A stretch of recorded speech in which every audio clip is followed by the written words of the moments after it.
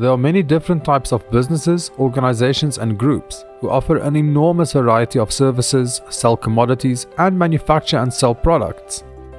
Many companies offer the same or similar products and services in a variety of locations, and with transport and the internet at an all-time high, the world has truly become a global marketplace with many competitors in the same sectors. All businesses have a single common goal: to grow their profits. The strategy an organization follows will determine the success or failure of that organization. In this lesson, we will take our first look at the foundations that you need to understand to build a profitable organization. Welcome to the Mini MBA in Business. Our first subject and today's lesson will be in strategy. In this lesson in strategy, we will learn about business intrinsics, business extrinsics, and some personal mastery. Before we start today's lesson, I'd like to show you the core subjects of this course. With information growing by the second, we can't possibly learn it all, but we can learn to probe as you develop through the knowledge. This course has been designed to do just that. We start our lesson today with business intrinsics. Let's align our understanding. What is business and why do we pursue it? The authors of the Merriam-Webster dictionary have 10 variations of their definition of business. From them, the most apt one is that business is a commercial, mercantile, industrial enterprise engaged in as a means of livelihood. All business initiatives are divided into 3 types. They can sell products or services, or a combination of both products and services. This is Jack. Since Jack was a young boy, he dreamed of selling ice cream. Recently, Jack took steps to pursue this dream and started a business called Fun Cones. We will use Jack's business to deepen our understanding of key concepts and learn about the world of business. Let's apply what we have just learned about business initiatives. Jack entered the business world deciding he was going to sell a product. Jack makes his ice creams and sprinkles using an old family recipe. If Jack converted the proprietary know-how components of his recipe into a marketable offering, he could sell this process know-how together with his ingredients to other small and similar businesses. We would then say that Jack sells products and services and is therefore a combination or hybrid business. If Jack retired and worked on the motivational speaking circuit and teaching people how to be entrepreneurs, we would say that he was engaging in a service business. Let's quickly do a round of navigation. Today's lesson will concentrate on intrinsics, being the purpose of business, business strategy, the strategic plan, and the 7 most popular types of legal entities for a business. In extrinsics, we'll learn how to use the Porter's 5 forces model to appraise the external competitive measures that businesses face.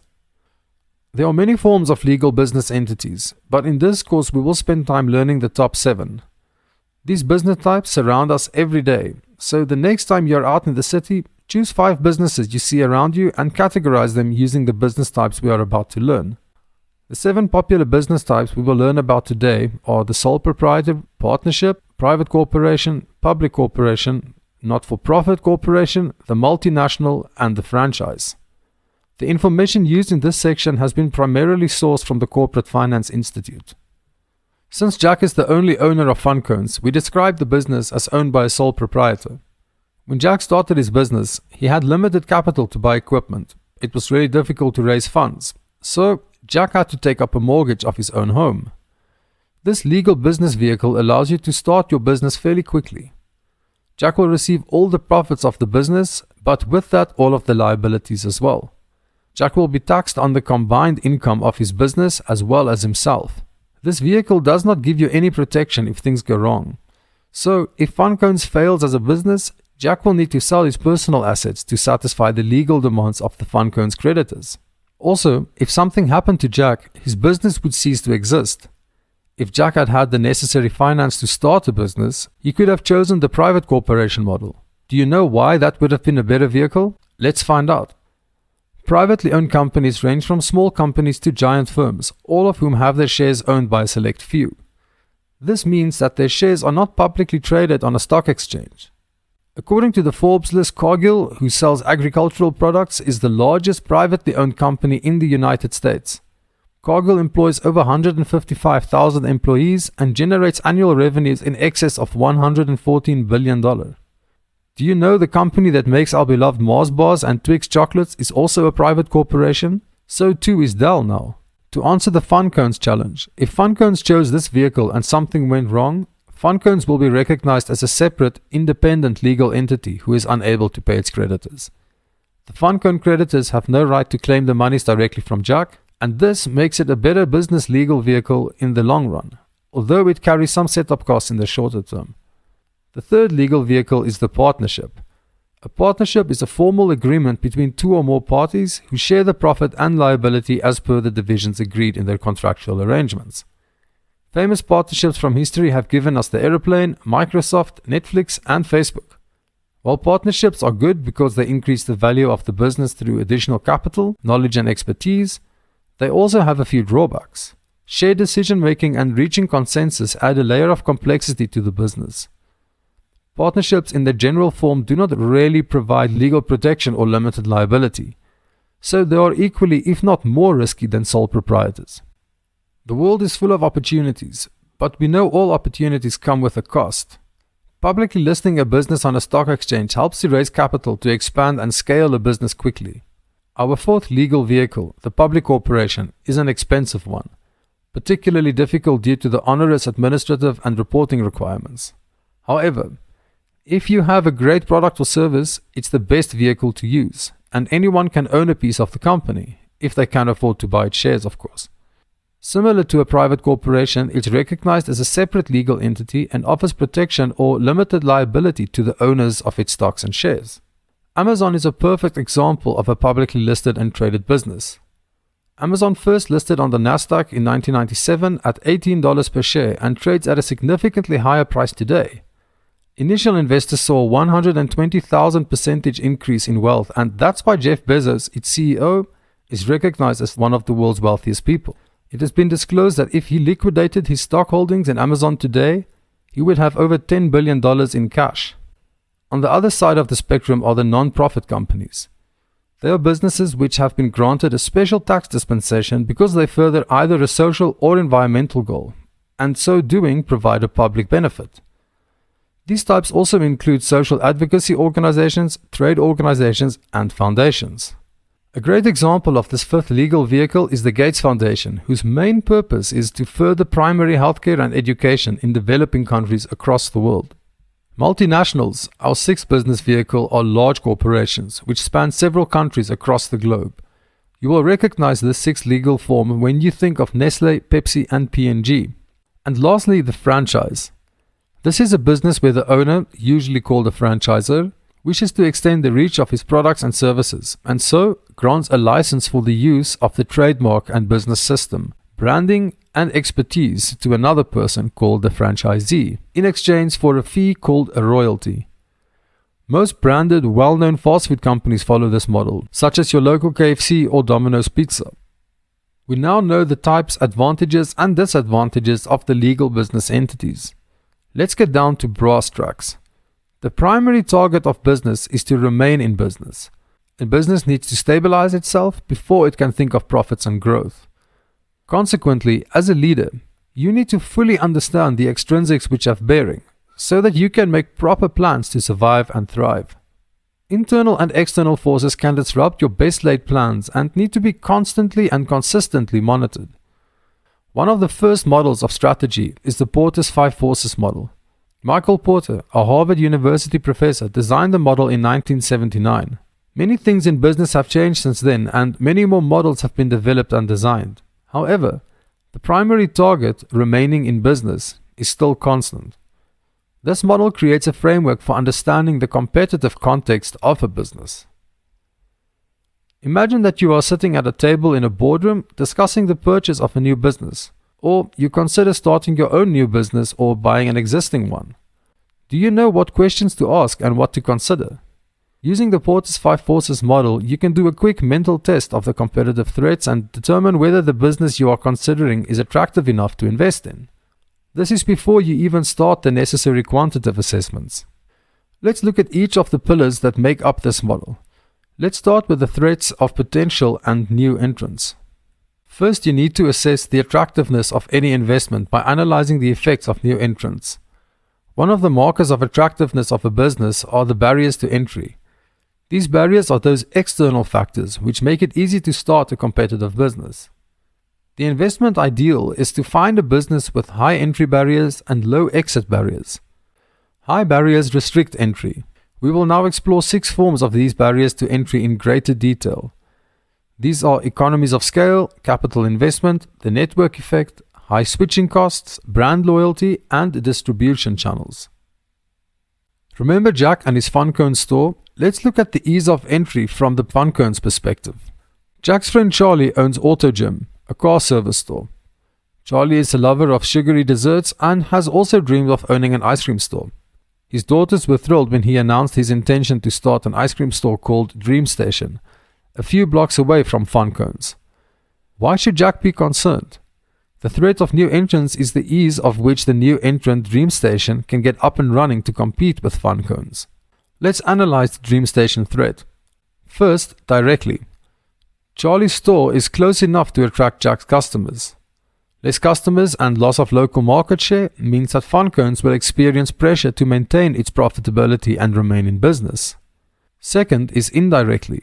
Charlie can leverage aspects of his successful auto gym business like cash, favorable credit terms, loans, business expertise, and even tactical marketing.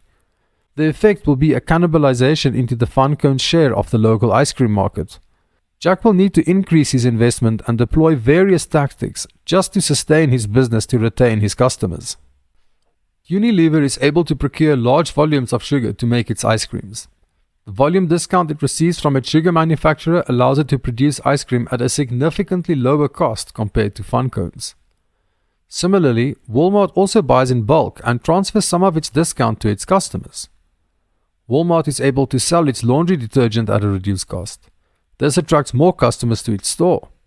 Do you think that a sole proprietor could open a store directly opposite Walmart and be successful? If you say no, you fully understand economies of scale in a nutshell. It is the ability to leverage efficiency, advantages, and benefits due to the comparative size of a business operation. Especially, it lowers the unit cost of an item and increases competitiveness between similar competitors.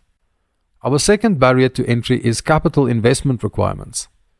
In business, manufacturing equipment is purchased with loans that have long repayment periods. The cost of this equipment is recouped over a long time, and once these loans are repaid, the unit cost of products reduce significantly. To start, a new manufacturer will need to buy and fund this equipment, making his unit cost so much higher than existing manufacturer competitors who have had their equipment paid off by this time. The third barrier to entry to consider is the network effect, which is also known as the demand side of the economies of scale theory. How successful would the telephone be if there were only one of its kind in the world? This is a good way to remember the network effect. It is where goods increase in value because more people use it. So, the more telephones grew to become the most efficient means of communication, the more people bought them. Social media applications like WhatsApp or WeChat works best when all of your friends are using it to communicate. Business applications like Microsoft Office or Apple apps gain relevance as more people use them. It's so much easier to share documents when everyone is on the same operating system, right? High switching costs are the fourth type of barrier to entry. Retailers and telephony companies are experts of this mechanism.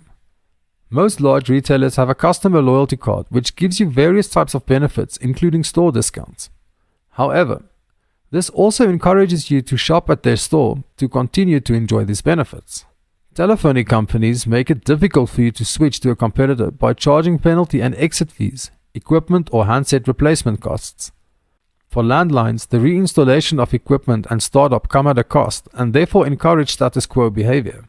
Brand loyalty, our fifth example, is self-explanatory and is best described using beverages. Consider this. Are you a Coke or a Pepsi person? Most people are either Coke or Pepsi, and I have actually never met anyone who has professed a love for both. But the more important question is, would you switch to the other brand if I paid you to, or made the other a cheaper alternative? Chances are probably not.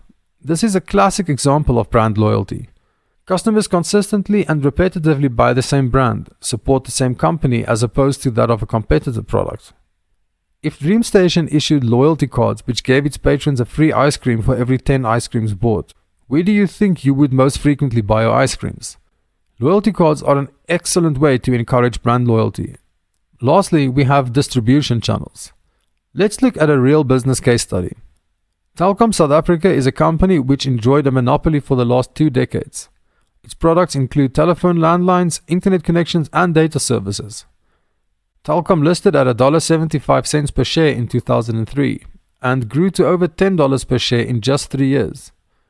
In 2007, a competitor, Neotel, entered the market, and the rest, as they say, is history. By 2020, Telkom shares trade around $1.63 per share, a significant erosion of almost $9 per share. To make this clear, if you invested in 100 shares in 2003, you would spend $175, which would have grown to $1,056 by 2006. But due to new market entrants with their own distribution networks, the publicly traded share is now only worth $1 and some change and continues to decline. If you had this hindsight during the business boom phase, would you still invest in this company or buy this company today? Not if you applied the Porter's 5 forces model to assess it, right?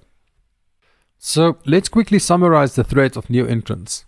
New entrants to a market can threaten a business in that they can harness economies of scale, brand loyalty, and cumulative expertise. Defenses to these new entrants could be barriers to entry, such as high switching costs, capital and equipment investment requirements, brand equity, customer loyalty, and existing restricted distribution channels. Let's analyze the next force in our 5 forces model. Let's explore the threats of substitutes. A substitute is any product or service that can replace a product or service. A substitute product can have a negative impact on both market share and earnings. In economic terms, a substitute effect means that the demand for product A will diminish as the demand for product B increases. Suppliers are businesses who provide the goods and service inputs required to manufacture your product. For fun cones, these could be Jack Sugar Supplier, the labor agency who provides its cleaning staff, and the IT technician who maintains its online accounting system. Where the input is specialized, unique items, or there are only a few suppliers, they could charge Jack prices which are excessively high, as there are no alternative suppliers. Supplier power is recognized as a significant competitive influence. It affects the price of business products and its market competitiveness. Jack's competitiveness can be affected by its customers. This is known as the market of outputs. Would you pay $50 for an ice cream? What if this ice cream was made of the best ingredients on the planet? Would you pay more if it was a luxury brand of ice cream? If there are many ice cream shops in the district, a customer can become price sensitive and local prices will be affected. Why should they pay a cent more if all the shops are charging 99 cents for the same ice cream cone? The fact that it's Jack's grandmother's recipe is irrelevant. Customers have bargaining leverage and can easily switch between offerings. With so much information readily available, buyers can explore different offerings online.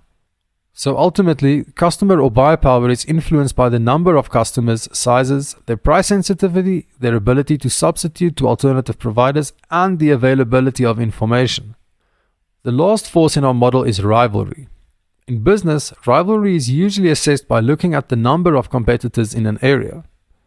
You will look at how concentrated the market is and whether that market is growing. Then you will consider the diversity of these rivals. What are the similarities and differences in their comparative offering? What do certain competitors offer as their enhanced value proposition? You will also consider the quality difference between the available products. Again, switching costs play a significant role in competitor rivalry. Now it's time to turn inwards and look at how businesses plan to succeed in these competitive environments. Would it not be great to just choose to sell all types of products and expand in all directions at once to ensure business viability and success? Well, even Amazon doesn't sell cars. With unlimited resources, it's quite possible to make and sell anything. Unfortunately, the business reality is that there are limited financial resources. So, business leaders need to carefully assess where to play and how to play. They need to invest wisely, make the right bets to grow and sustain the business. The wrong bets cost the business money, allow even mediocre competitors to win, and drain business profits. A business needs to have a written plan which details what it wants to achieve and how it will achieve it. The business terminology for this plan is the business strategy. It is the realistic plan of how the business will secure success. The design of the strategic plan is iterative, and the most common steps can be found in this graphic. An environmental analysis or scan is completed using business models. These document the current position of the business, or the what. The next step is to build on the current position using organizational anchors to pin what the desired state of the business needs to be. The desired state uses the now to plot the future. Leaders document the vision and draft the mission, which explains how the strategic vision will be achieved. Values are drafted thereafter. They are the acceptable standards of behavior for the business. Businesses cannot make profits at the expense of other stakeholders, and therefore it's really important that a business documents what is acceptable behavior and what is not. Once these are settled, it's time to embed the plan. Employees are the most important players in the game of strategy, as they complete the work and fulfill the vision and mission of the company. This step lets each staff member know what their role is in the achievement of the strategic vision. This is why the strategy is translated into business unit goals, department targets, functional goals with KPIs, objectives, and individual targets.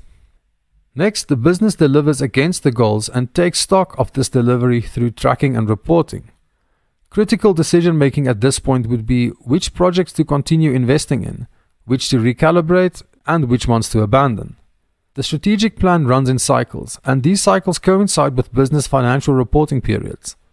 The job of strategy never ends because the competitive and technological environment is dynamic and in a state of constant change. Therefore, you will always see a strategy cycle that starts over and over again once you reach the end. Depending on your industry, your Porter's, SWOT, and PESTEL analysis will be a summary of the level of dynamicism in your industry. Typical strategic plans look like these examples. All strategic plans differ because all businesses are different, but they are similar in that they contain the key elements: a vision, a mission, values, and goals and objectives. Most businesses design their plan in 3 time frames: 90 days from now, short term, which is 1 to 2 years, and long term, which is 3 to 5 years. However, due to the changes in technology, both disruptive and innovative, most businesses today try not to plan longer than 4 to 5 years. The exception being capital-intensive businesses which need to plan for the longer term in aspects of their business due to the nature of the payback period linked to the capital investments. Example of these are mineral resource companies like mines. There are many great examples on the internet, and I invite you to have a look at their components as well. Remember to look for similarities as well as specific nuances to build your business knowledge in the industries that interest you. Alternatively, you can take a stab at creating a high-level strategic plan for the Fun Cones company. Thank you very much for joining this lesson today. Remember to revise the content we discussed today and be prepared for the next lesson. Have a great day, and I will see you next time.